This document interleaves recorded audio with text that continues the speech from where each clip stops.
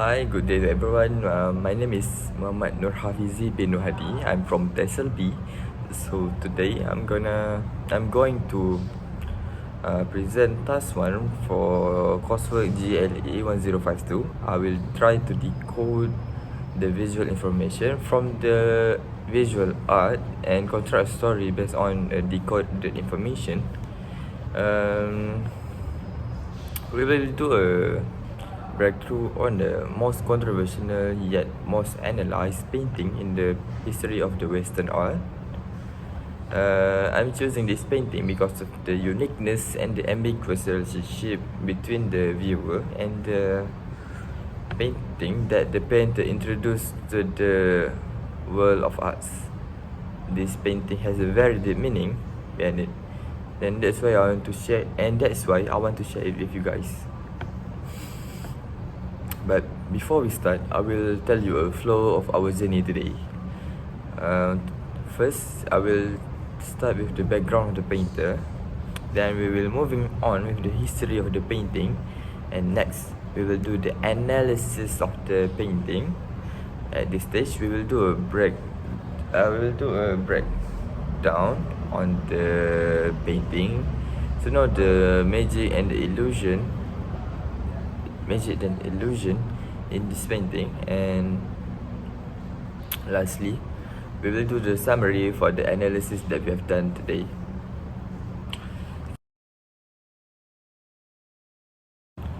You guys know about famous artists, isn't it? So can you guys tell me names can you guys give me a name of one of your favorite painting or artists in this world? We'll start with you. Michelangelo. Oh, that's a good one. What about you? Leonardo da Vinci. Wow, that's a very good one. What about you? Salvador Dali. Alright, that's a good one also. And lastly, what about you? Sir Arthur Conan Doyle. Oh dear, that's not an artist. That's a writer. But good guess.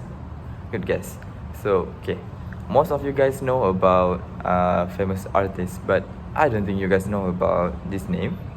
The artist that we are going to talk about before we do a breakthrough on his art is Diego Velázquez. It's very essential for us to know the backstory before we go through his arts, because it has very deep meaning, so it's very related. So the full name of this artist is Diego Rodriguez de Silva y Velázquez. He was born in 1599 in Seville, Italy. So although he was born in Seville, Italy, his father Juan Rodriguez de Silva was a Portuguese. Diego inherited his name from his mother, who was an old Sevillian family. The Spanish-sounding name Velázquez was more acceptable than da Silva, an immigrant name. He didn't come from a family of an artist. His father was a lawyer, while his mother was the daughter of the important merchant in Seville. So it wasn't preordained the talent in art that he has. But in December 1610, his father sent him to the studio of Francisco Pacheco to be trained as an artist, and it's a painter to paint as a painter. Pacheco wasn't really a painter, but more to a tourist. Pacheco was a mediocre painter, but a very excellent teacher. So there is no doubt that Pacheco intellectually stimulated the young Pacheco mind during his training. Young Diego shows his ability and even become his master favorite in his early years of painting. In his early years of painting, his art is more toward religious painting to decorate the walls of churches and convents. His first work, named Old Woman Cooking Eggs, which was painted in 1618, really shows the interest of Velázquez in optical arts. You can see the melancholy in the eyes of the figures. This painting was painted before he was even 20 years old. So it really shows the pictorial quality from the start. His master, who is also his father-in-law, wrote an autobiography for him. So he departed to Madrid at the age of 22 years old for himself to try to get noticed by the king. This contact really helped him to reach his goal, which is to become a real nobleman and be one of the great men in Spain. It is very essential for someone who wants to have a prestigious career to go to the court. If he wanted to be a painter for the king, which was the ultimate accolade, you had to be with the king. Therefore, you had to go to the Madrid, right? So he made the travel to the Madrid at 1622. Right? When he came to Madrid, okay, we can imagine that some people laughed at him because he was from a very minor source of nobility. It is not not uncommon to fabricate the truth to join the nobility. It is because on his father's Portuguese side, the family was only from the bourgeoisie, and from his mother's Spanish side, the family was descended from a very minor nobility. Okay, after the death of King Philip III at 1612, his son got the throne and became the King Philip IV. King Philip IV is very passionate about arts and new things. Therefore, it opened to Velázquez's innovative style of arts. The history's final helping hand was the death of the court artist, leaving a vacancy for Velázquez to fill in. The painting that really opened the door of court to him was the portrait he did of Juan de Fonseca. Juan de Fonseca was the Philip IV chaplain and a friend of his father-in-law, Pacheco, who used to stay with him when he went to Madrid. The painting received a great praise from everyone when it was presented to the court, and that gave him access to the king. He showed his talent as a portrait painter. King Philip IV fell in love with his talent of this artist. Velázquez didn't. Okay, why the king fell in love with the art of Velázquez? So because Velázquez didn't improve his model, but he gave them eternal life through the art. So means the painting that he painted was very realistic. When he arrived at the palace, he faced the final challenge, which was to paint the new king. The first painting of King Philip IV by Velázquez really sealed the relationship between them for the next 30 years. We should remember that sovereign, whether in France or in Spain, was someone who was separated from the society. Distance were required. The king was no one friend. The king couldn't be a friend of a painter, right? In spite of royal distance, the two young men were very close. Velázquez traveled to Italy to further his expertise in painting by the advice of Peter Paul Rubens. So who is Peter Paul Rubens? So Peter Paul Rubens is also a painter for the king. He's one of the greatest paint artists of the time, and Diego Velázquez lived in the same year or with Peter Paul Rubens. So it is very, very rational if Velázquez followed the advice of Peter Paul Rubens. Velázquez studied the work of prominent Italian artists such as Titian, Veronese, Caravaggio, and he also absorbed the artistic trend and technique of the Italian Baroque, which would later influence his own style. He learned a lot of things when he stayed in Rome. Okay, Velázquez's stays in Italy had a significant impact on his artistic development, and when he returned to Spain, his painting reflected a more refined and more mature style, marked by a greater mastery of light, color, and composition. Some of his famous work, including Las Meninas, were created after his return from Italy. So we will talk about Las Meninas after this.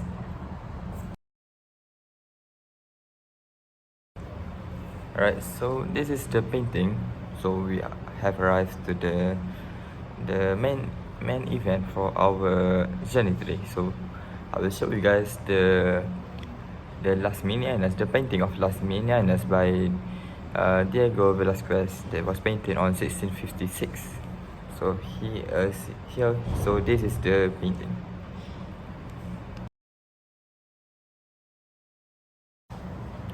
Alright, so enough with the artist. So let's look at this master. So let's take a look at the masterpiece that we will talk about. The Las Meninas. So before we start decoding this art, so we'll do a listening activities first. We will listen to a conversation between girls and a boy describing about this painting. So let's listen to this conversation first.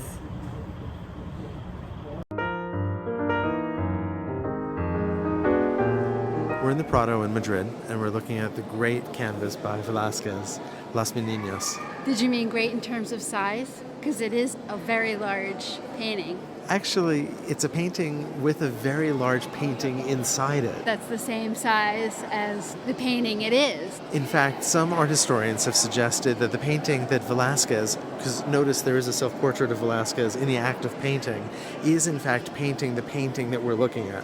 Did you follow that? I did, but it's very complicated. So what we're seeing here is in the center, the princess attended by the maids of honor, a dwarf, her governess, and some other attendants. And on the back wall, a mirror, which is the sort of puzzle, in a way, of the painting.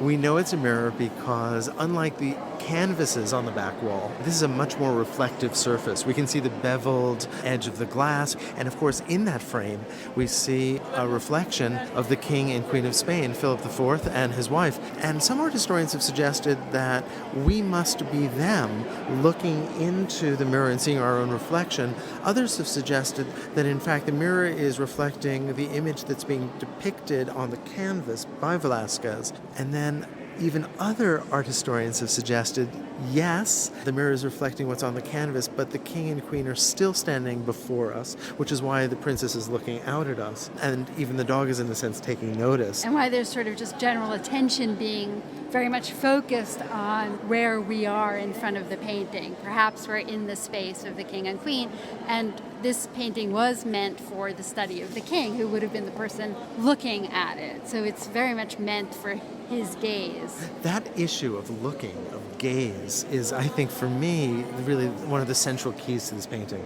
It seems to me to be a conversation of glances, a conversation of people reacting to each other's glances, of looking itself, a kind of essay on the way in which we see.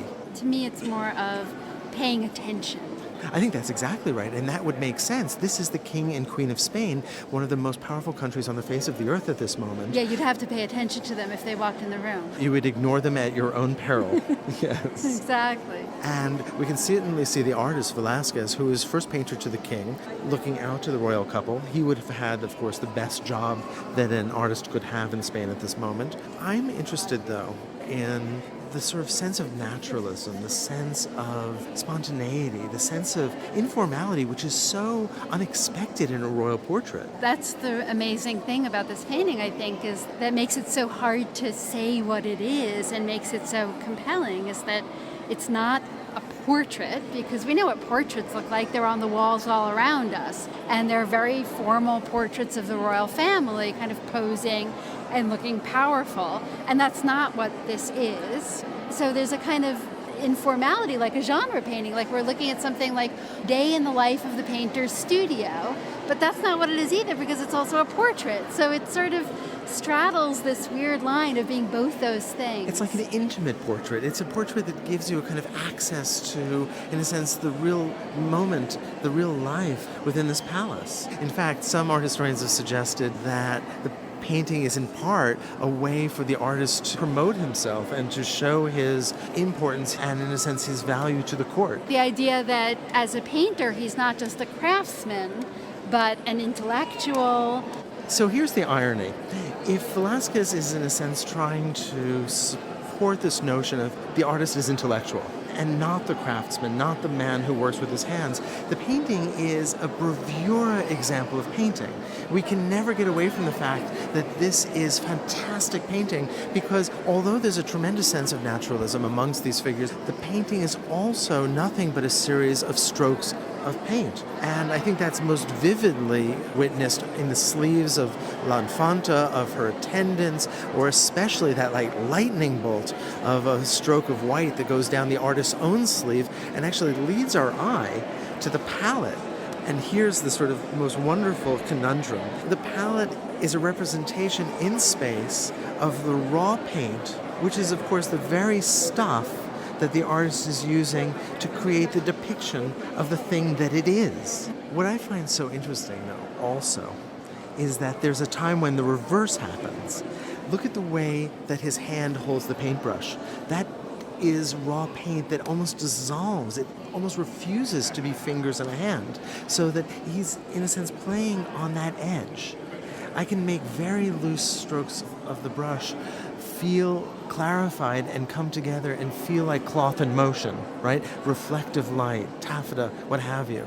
Or I can actually dissolve forms that you expect and allow the thing to become just the act of painting just as well. Just the paint. And I think what adds to this is the fact that we don't see what he's painting. There's that kind of mystery about the alchemy of painting, about how you take medium and solvent and pigment and turn it into reality. I would say that it's not just reality he's after. I think he's after a kind of condensed reality. I think he's after a kind of heightened experience of looking, a kind of heightened experience of the intimacy of this family, of this moment.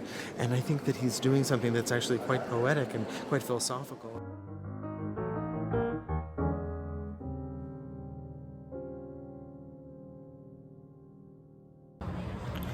Alright, so we are done with the listening activities. So now, what you guys get from the conversation? What input does you guys get? What does information that you guys get? So first, let's start with you. Correct? Yeah. So the painting is really big, you know. So the actual size of the painting is okay. I don't want to give you guys wrong information. It is 318 centimeter by 276 centimeter. 376 centimeter. So it is very big, very big painting, you know. So what are the information that you guys get? What about you? So yeah, true, correct. So this painting is located in Prada, Madrid. So to be exact, the exact location is in Museo del Prado in Madrid, the capital of Spain. Alright. So moving on. What about you? Alright. Good details. So yeah, this painting is very detailed, you know. So why it is very detailed? Because of the, you know, Diego Velázquez went to the Italy and he studied the expert there, like Caravaggio, and he studied the arts that they did. So he applied what he learned in Italy into his art, into his style. So Las Meninas use a very different and a lot of variety of brush stroke, and it combining colors in a perfect harmony. So Velázquez captured not only image but also atmospheres.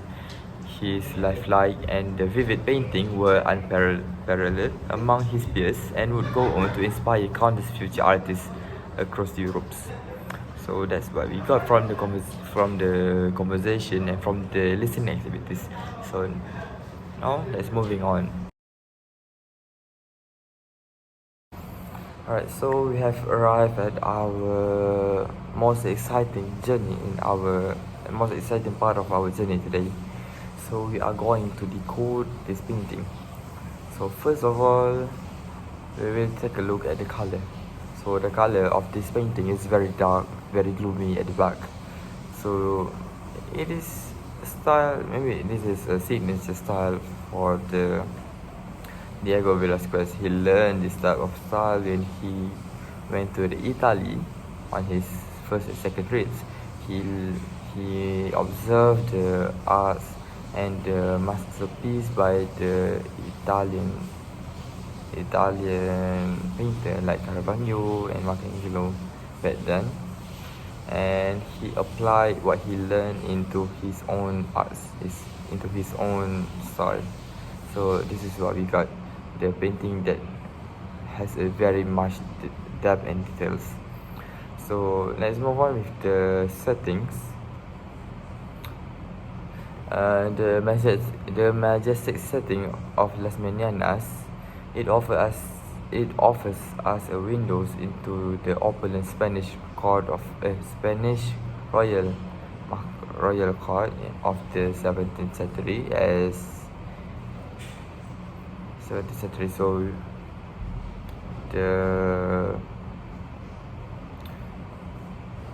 the painting itself shows us the atmospheres of the court at that moment.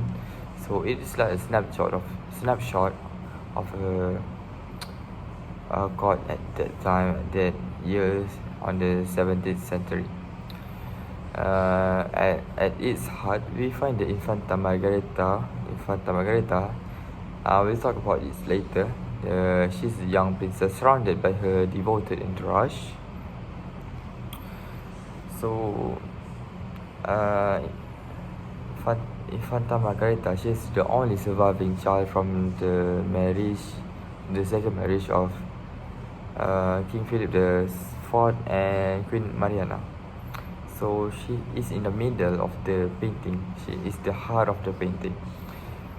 So I think that's the significance of her in this painting. She's the only child. She's the hope of the Habsburg dynasty in this picture, in this painting. So that's why she is in the middle. So she was surrounded by the Las Meninas,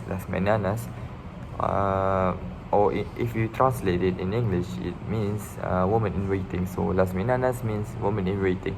So she is surrounded by Las Meninas. So we talk about the character much more detail now.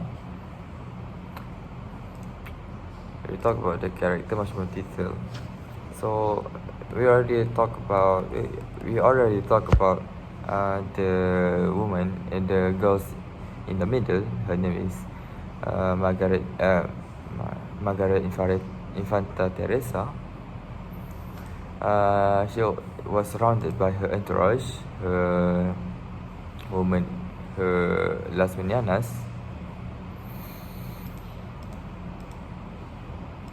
And yeah, so we'll talk about the dwarf. On the right side of the canvas, we will see a dwarf, two dwarfs, a pair of dwarf and a dog. So the dwarf main function is to be an entertainer to the king at the court.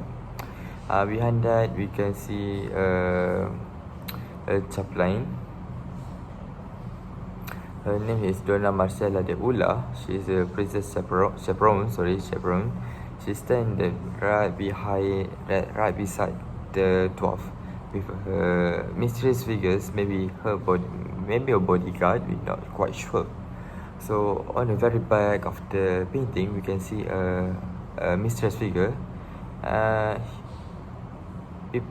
Historian can pinpoint a name, and the theory give him the name of Don Jose Nieto Velasquez, and he was the Queen Chamberlain. So he's standing right behind the canvas, right at the very back of the canvas.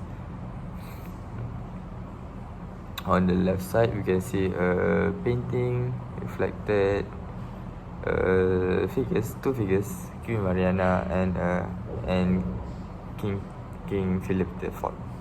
And on the left side of the On the left side of the canvas, we can also see the painter itself, Diego Velázquez. So we'll talk about it much more detail after this. So this painting introduces illusion, art of illusion to the viewer. So to add a layer of enigma to the Las Meninas is the inclusion of a mirror at the back of the room. This room, reflecting a mirror of King Philip IV and Queen Mariana, sparked profound question about the perspective, the nature of reality, and the role of art in the representing power. So 5 of the figures in the picture are looking right toward us, like to outward of the painting, like toward us, but not really us. We're not quite sure what are the figures are looking at. We're not quite sure what are the figures are looking at behind the easel. We don't know what are they looking at, but we can see, we get a clue from the image reflected by the mirror, but we're not quite sure. So maybe we could be the king, we could be the queen. So maybe the image reflected was the image reflected from the canvas and not reflected toward us, but we're not quite sure about it. So if I want to tell you guys about the meaning of this painting. So the theorists, the historian, have no ideas what is the real meaning, the real hidden meaning of this painting. But if I want to tell you a story about this, I will start with once upon a time, there is a Habsburg dynasty. The Habsburg dynasty practiced inbreeding for hundred of years before this, and the downside really comes after the King Philip IV, and most of the child from King Philip IV die after a few years, maybe lack of the immunity, and they cause them to die cause them easily fall sick and die. But out of miracles, Margaret Infanta Teresa survived, and she become the hopes. She become the one who King Philip IV rely on to continue the family dynasty, the family tree. So she is in the middle of the family.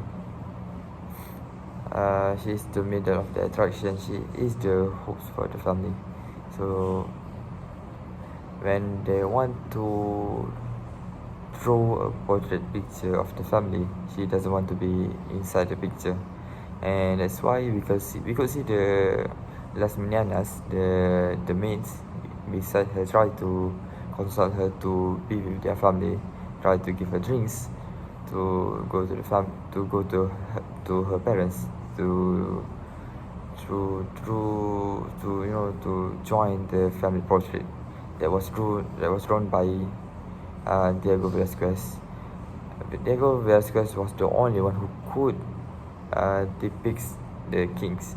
So he is the only one who can draw the king at that time. So that's why he is in that picture. So he is the one who are drawing the family portrait. So I think maybe there's a story behind this picture. I don't know. That's up for speculation. So right. So for me, how this painting really related to myself is how the Margaret Infanta Teresa was the only child of the couples. She's the only hope for the Habsburg dynasty. So I could feel the tension, the pressure on her shoulder, that she needed to be strong. She needed to be alive for the Habsburg dynasty, or else the dynasty, the family tree will collapse. The family tree will be extinct because the inbreeding that the family were keep doing for hundreds of years before this, and that's why the King Philip the Fourth, most of his child's dead, and she's the only one who has survived out of miracles. So I could feel the pressure on her. So it's same goes. I don't say same goes to me, but as someone who born in a very poor family, I could feel that many people are relying on me. Many people are hoping on me to be a nobleman, to be a very good man, to change the trajectory of my family. So I could feel it on my shoulder. So I'm in the center, in the middle of something. I'm the middle of the painting. I'm the the backbone of my family. If in a painting, I will be in the middle because I have a chance to change my trajectory of my family. So that's how I'm related to this painting, because you know you know it is hard, when people are hoping on you, people are relying on you, and how this picture depicts that she is the only child, she is the only surviving child, and she is in the middle of everything. She's the center of the attention. So maybe that's how I related to this picture, to this painting. Okay, I think that's all from me. That's all I want to share with you guys. I hope you guys have a very wonderful days, and maybe you guys got something from our journey today. So give me feedback for if you had a very good journey. I think that's all. See you again next time. Bye bye.